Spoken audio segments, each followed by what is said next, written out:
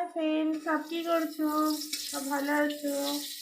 সকালে এক দফা রান্না আমার হয়ে গেছে। আর সব কাজে টাজে বেরিয়েছে, আবার দুপুরে একটু রান্না হবে। শিম আলু বেগুন মূলো তরকারি। বেগুন ভাজা হয়ে গেছে, মশলা কাঁচা লঙ্কাটা দিয়ে ঢাকা দিয়ে আছে। এগুলো ধনে পাতা করেছে, আমি ভাবলাম চিনাকি করে গেছে।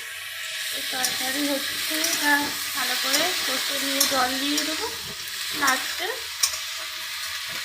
পাতলা করে। তরকারি রেডি। কে খেতে চাও বলবে? একদম ন্যাচারাল তরকারি। সকালে মাছের ঝাল, আলু সিদ্ধ, ভাত ডাল হয়েছে, এখন হলো বেগুন ভাজা আর এই সবজিটা রান্না। একজনের জন্য কি আর